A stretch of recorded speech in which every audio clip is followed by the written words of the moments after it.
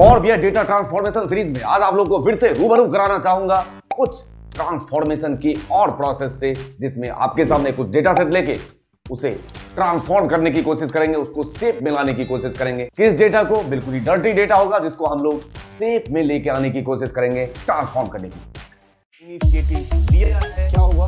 ब्रह्मांड।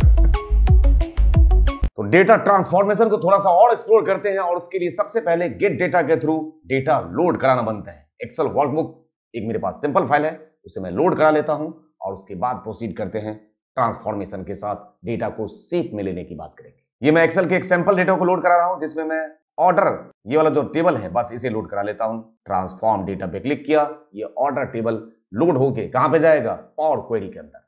और उसके बाद फिर ट्रांसफॉर्मेशन की बात। लास्ट सेशन में मैंने आप लोगों को स्प्लिट ऑप्शंस का बेसिक्स एक्सप्लोर किया था, जिसमें मैंने स्प्लिट कॉलम की बात की थी। लास्ट वीडियो देखिएगा, by delimiters, by number of characters, ये मैं बात कर चुका हूं। और आज के सेशन में मैं सबसे पहले बात करना चाहूंगा स्प्लिट डेटा में बाय पोजीशंस की। मैंने बोला बाय पोजीशंस, और यहां पे आप पोजीशन पास कर दीजिए दो कैरेक्टर को स्प्लिट करना है। मेरा दो कैरेक्टर कौन है? CA। ओके बटन प्रेस, देख लीजिए CA को गायब, उसके बाद का डेटा स्प्लिट करके आपके सामने।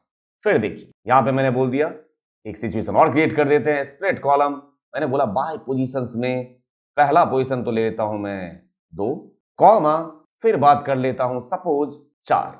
देखिए क्या लेकर आए, 2 और 4। Okay button press. आपको ये आउटपुट लेकर आया ना -2 किस हिसाब से?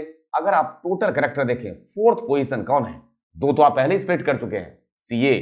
और फोर्थ पोजीशन के लिए तो 4 पोजीशन में स्प्लिट करने के बाद क्या दिखाएगा? -2 ही तो आएगा, क्योंकि 1 2 3 4 फोर्थ पोजीशन से ये स्प्लिट करेगा। और आपके सामने मैंने बोला 2,4, ये -2 लेके आएगा। देख लीजिए इस तरीके से। अरे बात, वहां का डेटा मतलब इधर से भी हटा दिया, इधर से, दोनों तरफ से हटा दिया, क्योंकि आपने इनिशियली ऑलरेडी 2 हटा रखा था। उसके बाद अब बात करेंगे by lower case to upper case. एक काम करते हैं, किसी डेटा में देख लेते हैं लोअर केस नहीं है, कोई बात, इसमें बना देते हैं। इस डेटा को सिलेक्ट किया और यहां पे मैं चला जाता हूं ट्रांसफॉर्म टैब के अंदर, और यहां पे मुझे मिल जाएगा फॉर्मेट। मैंने इसको लोअर केस में कन्वर्ट कर दिया, ठीक है, लोअर केस में कन्वर्ट। और अब यहां पे तो सारे ही लोअर केस हो गए। मैं एक काम करता हूं, इस डेटा में से स्प्लिट करके पहले अलग कर देता हूं। जैसे कि मैं होम टैब पे चला गया, यहां से स्प्लिट कॉलम, बाय डेलीमीटर में मैं ले लेता हूं space, by delimiter space, each occurrence of the delimiter, split करके अलग कर दिया आपने। फर्स्ट और क्लास अलग हो गया। और मान के चलते ये लोअर केस में है और ये अपर केस में कर देता हूं। इसको मैं फिर से चला जाता हूं कहां पे? ट्रांसफॉर्म में, फॉर्मेट, अपर केस। ये अपर केस है, ये लोअर केस है। अब दोनों को उठा के कंबाइन कर देता हूं। सेलेक्ट, कंट्रोल के साथ राइट क्लिक, और यहां पे आपके पास ऑप्शन होगा कहीं मर्ज कॉलम। दोनों कॉलम को मर्ज करके मर्ज्ड 1 नाम दे दिया। Okay button press. इस तरीके से मेरे पास डेटाबेस आ चुका है अब। और कर्सर यहां पे रखते हुए अब अगर मैं स्प्लिट कॉलम पे जाऊं और यहीं से बोलूं इसको by lower case to upper case, तो देखिए ये क्या करेगा, lower case to upper case. Lower case था ना, और अपर केस दोनों कंबाइंड डेटा था, तो स्मॉल लेटर वाले डेटा सेट को अलग कर दिया और कैपिटल लेटर वाले डेटा सेट को अलग कर दिया। कंबाइन फिर से कर देता हूं, इसको मैं इधर रख देता हूं, और दोनों को कंबाइन करके राइट क्लिक, फिर से मर्ज कॉलम, और यहां पे मैं मर्ज 2 नाम रख देता हूं। Okay button press. ये एक डेटा फिर से आ गया। इस बार कैपिटल लेटर इनिशियल स्टेज में है और बाद में स्मॉल लेटर है। मैं फिर से चला जाऊंगा स्प्लिट कॉलम और यहां पे पास करूंगा by upper case to lower case. ये आपके सामने डेटा। यहां पे स्प्लिट करना बहुत ही आसान काम है, ये एक्सेल में आपकी जान ले लेगा, है ना। फॉर्मूला लगा के आपकी हालत खराब करवा देगा। यहां पे ऐसा कुछ भी नहीं है। बहुत सारे ट्रांसफॉर्मेशन के लिए आपके पास फीचर्स हैं, जो पॉसिबल फीचर से यहां पे नहीं होगा उसके लिए है ना हमारे पास M लैंग्वेज, वो भी सीखेंगे। तो अब मेरे पास मान के चलते हैं ये डेटा है, इसमें टेक्स्ट भी है और नंबर्स भी हैं। मैंने इसको बोला ट्रांसफॉर्म करो स्प्लिट कॉलम और by digit to non digit, या by non digit to digit. Excel में ये बहुत पेचीदा काम है, बट यहां पे बहुत आसान काम। इनिशियल स्टेज में मेरे पास क्या है? बाय नॉन डिजिट है, ये टेक्स्ट है, तो मैं पास करूंगा bye non digit to digit. AB- तक टेक्स्ट था अलग, यहां से नंबर्स वाले डेटा को अलग। उसी तरीके से अगर मैं इसको कंबाइन कर दूं ऐसे और इसके साथ कंबाइन कर दूं, राइट क्लिक करके मैं मर्ज कर दे रहा हूं, मर्ज कॉलम, और यहां पे मान के चलते हैं मर्ज 3 नाम इसका कर देता हूं, ओके प्रेस। टेक्स्ट और नंबर कंबाइंड है, लेकिन इसमें कोई भी डेलिमिटर्स नहीं है। एक्सेल में प्रॉब्लम नहीं होती है कब? जब आपके पास डेलिमिटर तो कोई दिक्कत नहीं है, आप फॉर्मूला से आप स्प्लिट कर सकते हो। प्रॉब्लम यहां पे होगा, इस टाइप के डेटा में एक्सेल में बहुत दिक्कत क्रिएट करेगा कि डेलिमिटर्स ही नहीं है, तो क्या फॉर्मूला पास करूं, क्या मैं फाइंड करने की कोशिश करूं जहां से मैं ब्रेक करूंगा। अगेन यहां क्या करना होगा, डिजिट टू नॉन डिजिट या non digit to digit. Again ये नॉन डिजिट टू डिजिट ही तो है, ये अलग। हाँ, ये अगर इधर होता और दोनों ये कंबाइंड होते, राइट क्लिक करके मर्ज कॉलम, और इस तरीके से अगर डेटा होता तो आपको पास करना होता सेलेक्ट करके स्प्लिट कॉलम और by digit to non digit.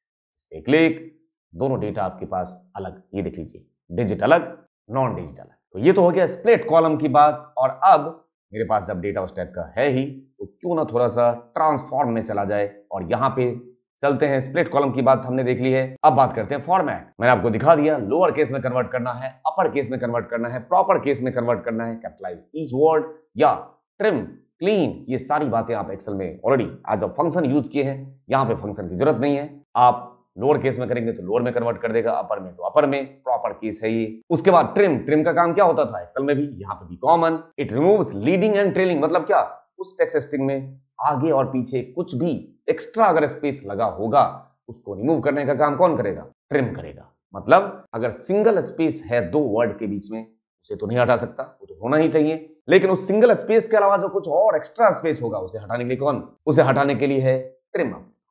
ठीक है, तो ट्रिम का यूज एक्स्ट्रा स्पेस को हटाने। अब क्लीन का काम क्या होता है एक्सेल में भी, याद करिए, एक्सेल में भी क्लीन का काम वही होता है जो यहां पे है। आपके इस क्लीन का काम होगा, it removes the non printable character from the text string. ऐसा टेक्स्ट स्ट्रिंग जिसमें नॉन प्रिंटेबल, जैसे कि जो प्रिंट में नहीं आ सकता हो, जिसमें @ $, ये सब नहीं है, वो तो स्पेशल कैरेक्टर है, वो तो आना ही चाहिए प्रिंट में।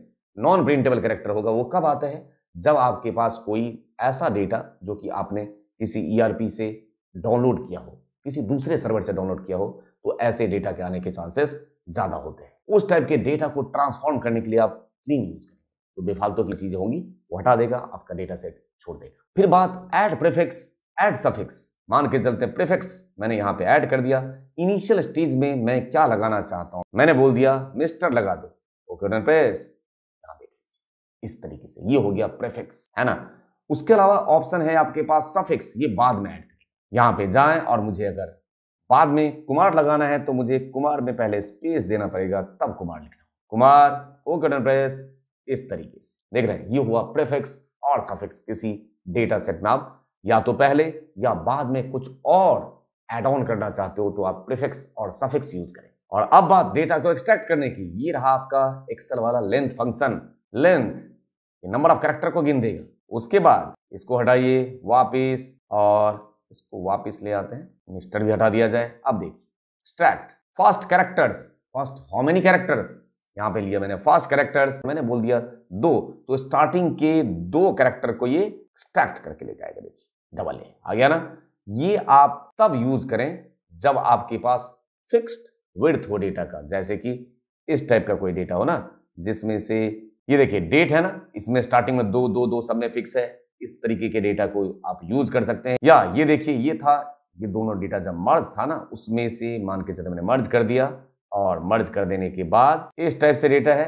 और अब अगर मैं इस पे क्लिक करके यहां से ये सिर्फ इनिशियल वैल्यू जो है 2 कैरेक्टर अगर मुझे एक्सट्रैक्ट करना है, तो मैं ये काम कर सकता हूं, किससे, फर्स्ट कैरेक्टर, और यहां पे मैंने पास कर दिया 2, आउटपुट इसे अलग कर देगा। देख लीजिए, इसे अलग कर दिया, मतलब इसमें से एक्सट्रैक्ट करके ला दिया। उसके अलावा आपके पास ऑप्शन है एक्सट्रैक्ट में लास्ट कैरेक्टर्स। अच्छा जी, लास्ट कैरेक्टर्स लाने के लिए मान के चलते हैं इसी डेटाबेस में से ले आता हूं। लास्ट के मुझे 2 लेके आना है, तो मैंने पास कर दिया लास्ट, इस तरीके से 2, तो ये लास्ट के 2 कैरेक्टर को लेकर आएगा। देख लीजिए, लिया, बहुत ही आसान, आराम से आप यूज कर सकते हैं इनको। ठीक है, बात समझ आ रही है? मुझे लगता है इंटरेस्टिंग भी और आसान भी लग रहा होगा। ऐसे ही नेक्स्ट सेशन में मैं आपको ये रेंज की बात, text before delimiter, after delimiter, between delimiter, ये तो कुछ बेसिक बातें हो गया, लेकिन इन्हीं में आप लोगों के सामने मैं नेक्स्ट जो वीडियो में लेके आऊंगा, उसमें कुछ ट्विस्ट क्वेश्चन के साथ, जिसमें जो बेसिक में पढ़ा चुका हूं उसी में से सवाल होगा और आपको आंसर देना होगा। मैं यकीन से कह सकता हूं कि माहौल ऐसा बनाऊंगा उस डेटा सेट के साथ, फंसोगे साहब।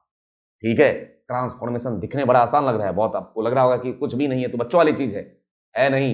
नेक्स्ट सेशन में इसी बात के साथ आप लोगों के सामने हाजिर होगा। और अब आज के वीडियो का साइनिंग ऑफ लेता हूं मैं यहीं पे इस एंडिंग नोट के साथ। हर इंसान में खूबियां और खामियां दोनों ही होता है, पूरक हैं ये एक दूसरे के, लेकिन जो इंसान तराशता है उसे सिर्फ और सिर्फ खूबियां नजर आती है, लेकिन जो तलाशता है उसको खामियों के अलावा कुछ कभी नहीं दिखेगा।